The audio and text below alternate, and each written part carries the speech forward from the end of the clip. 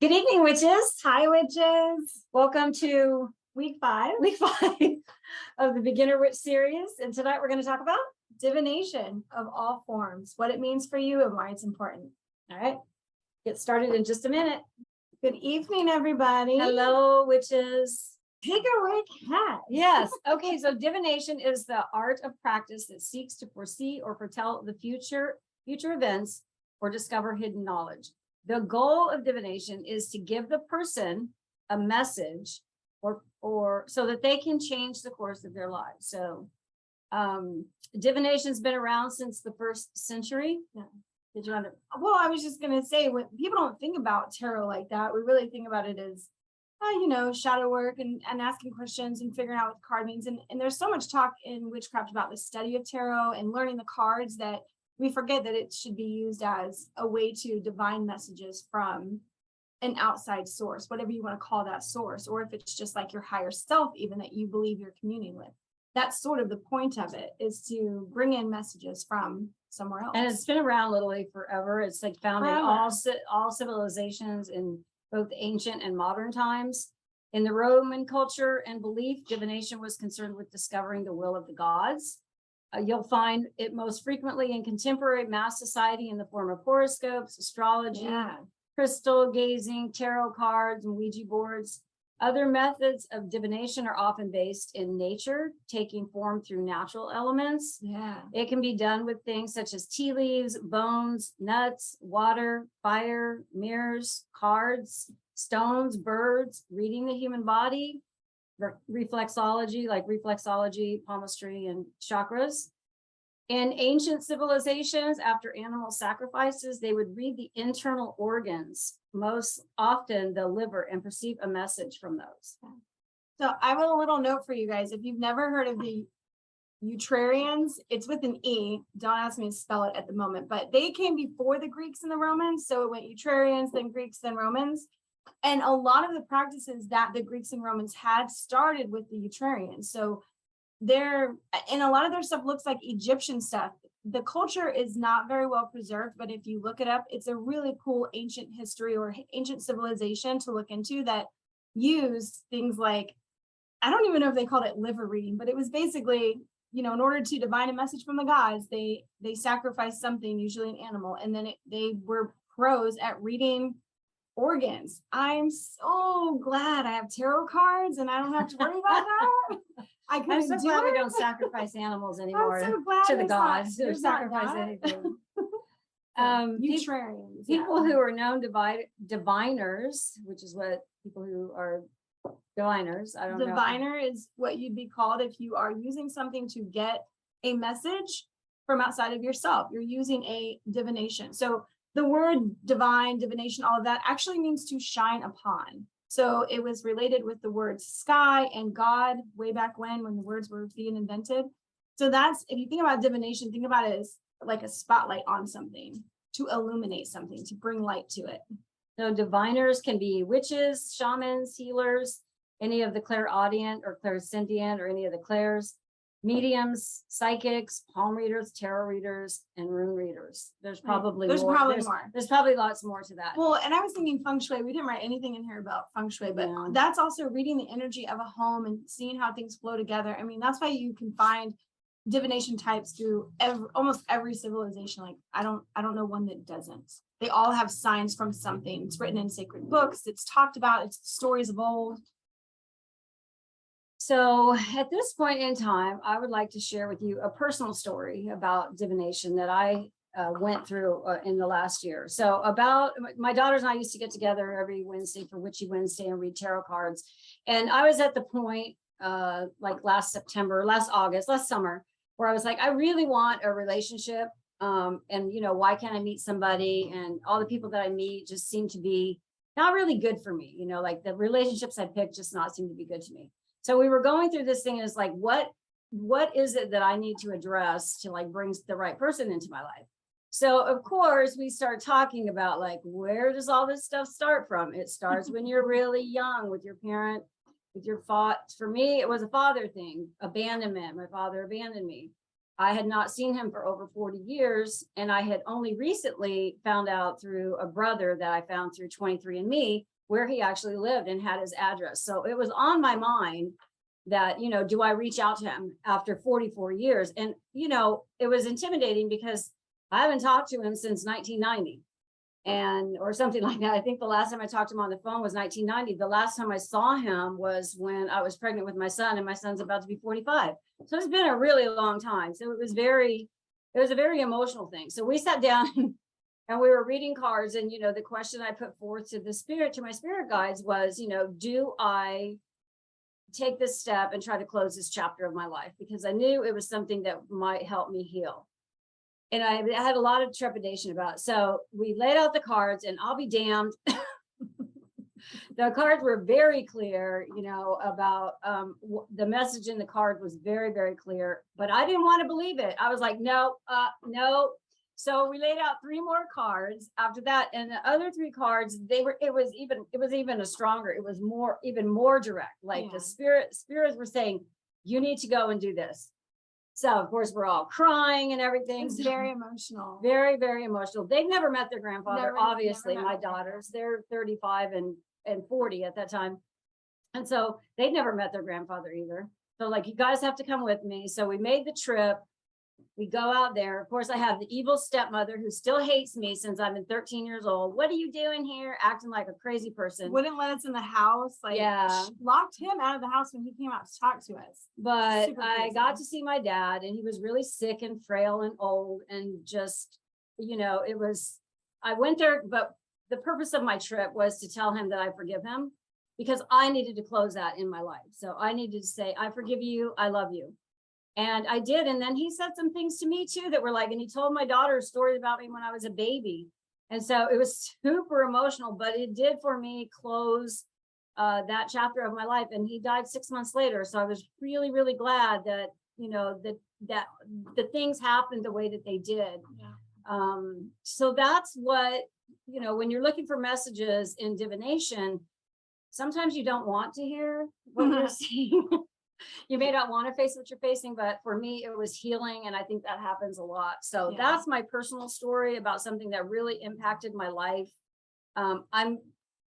Even though it was super emotional, and, you know, really the ex, it was very hard. The girls were crying. They knew, you know, so sad. they wanted to rescue him, you know, from her, because he wasn't being taken care of. And, you know, it was just awful. His condition and the whole condition. And so, but we didn't do anything, and then he passed away. So I'm glad I did. So the cards helped her take advantage, or really say, like, this is the time to do it. And it didn't say do it now or else. It's just like, this is really the time. Things have aligned to bring this into fruition. And that was true. Finding her half brother on 23andMe, you know, him being right here in Florida with us. She just moved here 3 years ago. There were so many crazy coincidences that you could just tell that something was trying to step in and help all of this happen. And I'm really glad that my mom lived here and we were able to all go together and experience that, and then talk through it for the rest of the weekend. But because after we left there, we went to Sedona and had a nice spiritual, like, trips through the mountains and laying out, you know, our cards and stuff. Going to the vortexes. So we made a spiritual trip of it, the whole thing. But it was cool to see her listen, even though we didn't tell her she had to. It's like, this is what it's saying, just so you know. She was still new to tarot and stuff, but from taking it that way, and just when he actually passed, you know, it was unfortunate. One of the things I think is unfortunate is we told her brother how bad the dad was. And we're like, listen, you got to go now. If you have things you need to say to him, because they also had sort of a relationship that was severed. I'm like, you got to go now. Now is the time. Now is the time. And he didn't. And while our granddad was like, the VA hospital called us and they were like, oh yeah, you know, he's here. He's in hospice. That's all happening. And he's like, he can't go yet. He can't go yet. I have things I need to tell him. Like, you know, Uncle Mike, I don't want to say I told you so, but I'm like, we already told you it needed to happen before that. And it was really unfortunate because her brother didn't get the chance to say goodbye, to say the things, to say what he needed to and his dad passed before that. So he also fell out with the evil stepmother. Yeah. So, you know, that was he was avoiding that interaction. But anyway, the cards I really do believe that divination can help guide your guide you in your life and just provide some answers or at least a direction for you to go. Yeah. So that's my personal story. I would love to show you a picture, but I don't know how to share it of my dad, me and my dad, and even them with grandpa. Maybe I might do that in the email just to you guys, since all of you who were here, you'd be like, oh, he really does like, it's a tearjerker. It is. It's sad. It's very sad, especially Yeah. when you know the story behind it. So, Yeah. okay. So if that doesn't tell you why you should care about divination, why should you care about divination? Oh no. You don't want to talk? Okay. I will. Okay. All right. That's She's all right. reading. So, okay. So divination can help you when you're seeking clarity or guidance in your life with a particular situation or person, just as it did with me and my dad in closure there. You may not always need to use divination, but it can be especially helpful when you're going through a difficult period. Divination can bring you answers. It's up to you if you want to hear those answers. And I didn't. I had to pull more cards to be like, okay, I get you. The confirmation. Your messages can give you many perspectives to think about, consider acting on, or even shed light on what you want to know, what you do not want, what you know you do not want. Yeah, I think I wrote this part. So, you know how you really want something, you're like, I absolutely need a new job. I absolutely need this thing. I absolutely. And you're so dead sure on it. But the universe is not opening up the doors for you. Nothing is really happening. You're like, you feel very stuck. When that happens, there's something that you could need to work through that's at that place, like forgiveness towards people or trying to be nicer for a little bit. And then as soon as you clear that lesson, it's like, boom, new job opportunity opens up. And you're like, oh, well, that's because at this last job, I learned something before I just tried to leave and run away from that problem. So sometimes the cards will tell you things that you do not want to know, but they're there anyways. And sometimes when you get what you ask for, you realize you don't really want it. Because 6 months after that, I met a guy and it was so overwhelming because he was just like, he just like wanted to like be in my life, like immediately, like all over. And I was like, ah! So I kind of freaked out and let that thing fall apart. But yeah, so that can happen. I guess I had some more healing to do. She wasn't truly ready for a relationship even after closure. I thought I was, but it was just like, well, okay, I need to back up for a minute here. Maybe I really don't want somebody all up in my life. Divination is a private friend you can confide in, and it remains unbiased. Whatever form of divination you do, there will be interpretation. So, of course, you know, anyone who knows tarots know each tarot card has many different meanings. When you'll need to read into it or intuit what you believe the message is telling you and how it fits with your situation or the question that you've asked spirit for, to answer for you or give you guidance on. You probably won't be able to divine, probably won't be able to divine the winning lottery numbers, but you can ask if it's an auspicious day to purchase a lottery ticket. It's the kind of like, they're direct to a point, but they're not going to come right out and spell out somebody's name or give you numbers or, you know, tell you what city you should move to, which is kind of Jayme has a story about that. That's my story. So in divination, you know, it is just the art of reading signs from the universe, whether you use tarot to do that or whatever tool you use to do that. For me, the universe has always been extremely clear on giving me signs on what I should do next, because I just put the question out there and I like wait to see things that confirm something or that tell me like, oh yeah. And I know when it happens, it's like, that's the thing. That's my answer. I know it. Just know it. That's just because I've been working with my intuition since I was like 17. So reading into it now feels second nature. It's not something that I have to try very hard at. I see the things as they come up.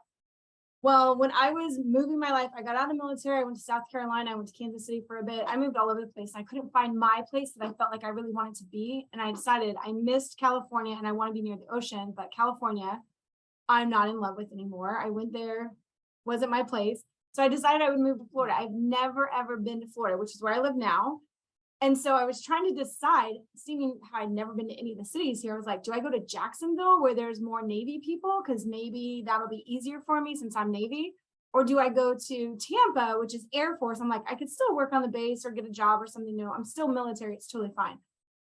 Well, I was seeing my mom after coming back from Iraq and I got stuck. My plane got like canceled the day I went in there to get the flight. And they're like, you got to come back tomorrow. And then I came back the next day. There was no seats on my plane except first class. And they're like, you can buy a first class ticket. I'm like, yes, I'd like to get home. Thank you. So in that seat that was 100% random, could not have like made all those circumstances happened, it was a Tampa Bay newspaper. So that was my sign. I was moving to Tampa Bay because somebody left that newspaper in the first class seat for me. And I'm like, thank you, universe, that's for me. And I literally gave all my stuff away, packed my kid, my dog, and chinchilla in a car, and I moved to Tampa Bay, not knowing anything. And that was how, I mean, that was my message from the universe, that I was trying to choose between two cities, and boom, this crazy occurrence happened. And yeah, now I live way down in Sarasota, but I lived in Tampa for a couple of years, just trying to figure out like what Florida had in store for me. And I That's found my crazy. head And doing like thankfully, that, so. you know, we all followed her. The rest Yeah, of the my family whole followed her. family. Her whole family followed her after, first her sister, then me, and then her brother. So Yeah. now the whole family Whole lives family here. is here. And she met a really great guy, has been married for 3 years now. 3 years. But yeah. with him for like 10. So Yeah. I mean, so the So that universe, really the worked universe out. led her to Tampa via that newspaper. So that's a type of divination that you can look for, and you may just call it like signs, right? Which I think at the end of this, a book that I would absolutely recommend if you're looking for signs in the universe where you don't want to use a divination method. We have a really good book. And that is, we'll just go ahead and tell you, It's called Signs, and it's by a psychic named Lynne Jackson.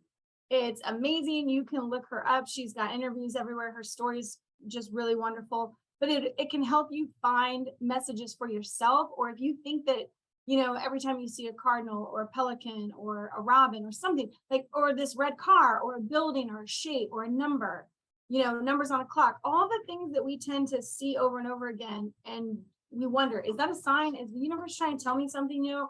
What about when you're going to work and all you get is red lights? You know, what does that mean? It's like, you never get this many red lights. It's like the universe is trying to tell you to slow down, be cautious, be aware. One day we were getting ready to walk out the door, and literally this little picture that she bought me at a Spirit Fest jumped off of the wall and fell onto the floor. I swear to God, it did. It just like jumped.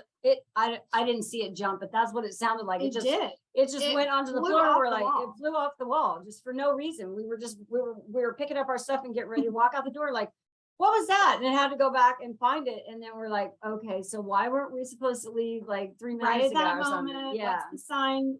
And this is the part where you have to interpret the message. You can get the message, but then you have to start making meaning with it.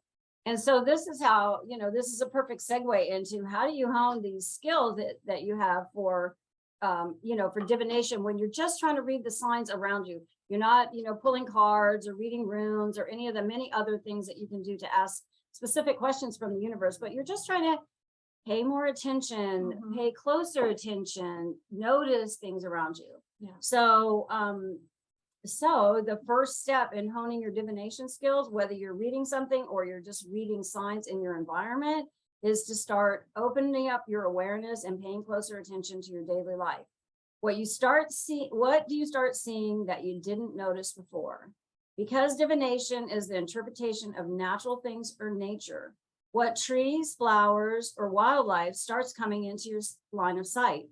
Journal about this. Find out if the bird or butterfly you see has another meaning. You may start to feel drawn to a particular park, road, building, or even a cemetery. Explore what comes up. It'll lead you to discover something. That is the whole point of divination. It's another way to explore life and its meaning. And I think one of the things that's really popular right now, and I know this because my sister just got a tattoo of 3 numbers in a row. And so when people see the numbers on the clock, I get asked that a lot. They're like, hey, I've been seeing 1111 a lot. I'm like, great. Yes. I'm so glad you're paying attention to that. What does it mean for you? What's happening when you see it? What do you think about as soon as you see it? So that's one of the big ones, is seeing something that they call angel numbers. When I started in numerology way back when, they weren't called angel numbers. They were just called archetype numbers, which I guess that's like the same thing. It's just numbers meaning something different than seeing a single number by itself. When it's a repeating pattern, we notice it as humans. Our brain's like, oh, hey, pattern. We need to acknowledge that something's going on. What do we need to observe? So as you come across angel numbers or just the master numbers, it can be doubled, it can be tripled, it can be 4 of them. There's a ton of resources online. Find the website that feels right to you, because I read descriptions and I'm like, that doesn't mean anything to me. And I'll find another website that's describing, I'm like, that's the one. So that's using your intuition of like what feels right for you and just go with that. Don't question it. You don't have to ask other people if that's their interpretation of it. It's just whatever, when you read it, feels right for you. That's one of the things people start seeing is all the numbers. Right? Yes, Right? definitely. My sister just got 3 numbers tattooed on her because she was seeing it so often and she liked the message. You didn't silence your I'm phone? sorry. Oops, so sorry. Oh, we're not gonna shame her, but Oh, sorry. oh man. Is it your cable coming back on? My internet. Maybe they're telling her her internet's back on. So the final thing on this is like, you know, in the past, you may have thought of things as coincidences. Now's Yeah. the time to, instead of start thinking of those as coincidences, is start looking at the hidden meanings there or the messages that the universe is trying to send you. Because I really believe that those coincidences are messages from your Definitely. spirit guides, from universe, Your higher self. your higher self. So You know what a good one is? Because we've all been in relationships here. We're all grown people. Have you ever been in a relationship and things didn't work out and then you go and meet somebody and you like them, but all of a sudden there's an exact thing that they do that the other person did, or there's a really clearly you're like, oh, that's just like so-and-so, but this can't be the same person. It can't be the same thing. And my mom always called them, she's like, red flags, Jayme, look out for the red flags, which could be multitude of things. But if it's something from a past relationship, friendship, even boss, whatever, those are things to pay attention to, because it's like, hey, you've already learned this lesson. And if you go with this relationship, whether friendship, boyfriend, job, you're just going to have to learn the same lesson again. You're just going to be put back through that again. So that's another way to know, like, do I want to go through this again? Am I really, that red flag is actually the universe standing there with the flag, with the siren going off, but it's silent because they can't communicate with us like that. So, yeah, so pay attention to those things and start. That would be a coincidence type thing. Yeah, it would be. And just start trying to interpret what that means for you in your life. And if you're not sure, write it down, because it may, for me, I mean, it may not happen that day. It may be a week later that I understand what I saw. Yeah. Okay. That's why journaling is important. That's why journaling is So you can be important. like, what happened that day? What did I see? All right. So let's say you're going to use divination tools. One of the most popular one is tarot. I saw a comment that somebody said they did not know tarot. It's actually, of course, it's a very, what did you call it? Well, first of all, it's really accessible and it's widely explored. Yeah. So there's lots of information about tarot out there. And again, as Jayme said with the angel numbers, when you go to look for a meaning of it, if the first one doesn't resonate with you and you're just like, what? And you don't get it, then go to another one, because there's lots of them out there and you will find the one that you're like, oh my God. that's the answer. One. You'll know when you find it. Yes. So tarot's very accessible. It's widely explored. There's lots of information and interpretations and opinions out there. You can buy decks that have books. You can look up the card meanings online. Biddy Tarot, BIDDYTARO, is a really good site for just looking up individual meanings of cards. You can buy decks that have books. You can even try out tarot. If you've never ever gone and had a reading before, you might go and have a reading and see how that resonates with you. I've had readings in my life. Sometimes they're really spot on. Other times I'm like, yeah, not really connecting with that tarot reader that much. So, and also you can go, the thing about tarot, you can go to a metaphysical shop and you can pick up decks and, find one that look through them and kind of touch them and feel them and, see if you connect with them. So after you select your cards, what I always do with mine is I always sleep with them under my pillow so that they absorb my energy. I feel like this really works for me. You might try it to see if, because I want those cards to know me, and I feel like sleeping with them for like a week, they pick up my energy. And then, to start out, you could do a card. There's lots of ways to approach tarot. You can do a card a day just to start getting messages and interpreting messages. What you'll find out if you keep track of your card a day is you'll start seeing repeat cards. This has been mine and Jayme's experience, and even my other daughter Joe's. her experience, like you see repeating cards. So what is that? You know, if you're always getting the Empress, you know, if you get that like repeatedly, like once or twice a week, what is that? You know, look into that, follow that path and see what that message may be trying to tell you and how that applies to your life. Yeah. And again, be sure to journal about your pulls. That's your card a day pulls.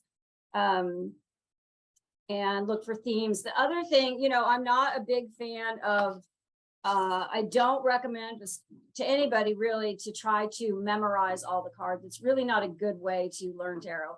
A better way for you to learn tarot is to learn what the suits mean, and then look at the imagery in them and try to intuit from what you see there what that means. So don't get into the memorization. That intuitive, I think, is well, one thing that's hard about memorization is that you're relying on your memory to be clear enough to see in your mind's eye what was written about the card that somebody else said, and not what you feel about the card. So the difference is that as you use your tarot or oracle cards or any cards that you want to divine with, even runes, of course, you get a feeling about that same thing that comes up over and over again. And you can then recall, like, oh, when I was in this situation, okay, this is when my mom was like sick. This is when I had a lot of stuff going on. I didn't self-care. And you can see a card that might relate to that. You can see cards that are focused around work and money and working hard and not getting there yet. I mean, as you get into like the major arcana, you've got bigger life story stuff even that goes on. So one of the good things about practicing and pulling them all the time is that you get used to associating it with your own life, which makes you a better reader later when somebody asks you, what does this card mean for you? Because that's all it really is, you guys. There is no right or wrong way, or like the card needs to say this. It's about your feeling towards it, because something else is going to lead you to have the feelings to say the words that if you want to read for somebody else, that's the story that you bring up to relate it. That's why going to different card readers is fun, number one, and really different. The way that they read things, they say, what they say about a card would be totally different than what another reader might say, because they're pulling in their personal experiences on what that card really has meant for them in their life. And that's what's being read. I don't know what your phone is in the and she's never had that happen where her phone rings. my phone's almost dead. Oh my gosh. Okay. I do want to say, somebody asked about oracle cards and being the same or not. So they're the same as in what they do is the same. If oracle cards work better for you, use them, because they can be more in depth and they can bring up things that are more personal for you. It's the connection that really matters. I'm hoping that in all these lessons that you guys learn, that we're never telling you that there's something that you need to be doing or have to be doing, or this is the only way. It's really about explore all of the ways and then find the one that feels the most fitting for you and continue on that journey. Sometimes until it doesn't fit anymore. You know, I used tarot forever, and then I switched my deck probably 5 years ago, and I'm like, I don't know how I ever used the same tarot deck for like 20 years. I look at it now and I'm like, I don't even like you. I don't know how we were friends for 20 years, because I didn't like the imagery was hard, like all the things I knew about it as far as, you know, how it was brought up and all that stuff. So my favorite is Kim Kranz, because it's animals. I'm like, yes, I need somebody who's like connect with the animal world. So find the thing that works for you, whether it's tarot cards, oracle cards. Now, Kim Kranz has written a bunch of them, like archetype cards, whatever it is, but it's just, as long as you can pull a message from it that helps you on your path. The moment that you're like, I'm stuck, I don't know what this means, it's confusing, this is difficult, you know, F this, whatever. I used to, for a long time, I was in a really tough, like, emotional situation, and every day I would pull a tarot card, and then I would also pull an oracle card, because that oracle card gave me, like, the tarot card might give me a message about a specific thing, but the oracle card, I felt like really gave me this, like, super deep spiritual connection thing. Mm-hmm. Like, it was so, I can't remember the deck that I had now, but it was it might have been the Gaia deck that was like super, just, it was very hopeful. It just gave me this really sense of peace, a positive push in the right direction. So that concludes our lesson. Now it's time for homework. Oh, the homework. All right. So did you want to talk about the runes? No, I just brought them in case somebody was like, what's a rune? Oh, okay. All right. So your homework for this week is to explore different types of divination and pick something to try. And then we also would like to recommend to you the book Signs by Lynne Jackson. And that's just a really good book to just It's an inexpensive paperback. Yeah, it's just a really good book. We're still so awkward. We've been doing this for 2 years. It's hilarious. Okay. All right. Thank you everyone for being with us tonight. Join us for week 5, talking about divination and how it can help you on your path. We'll see you next week. Bye.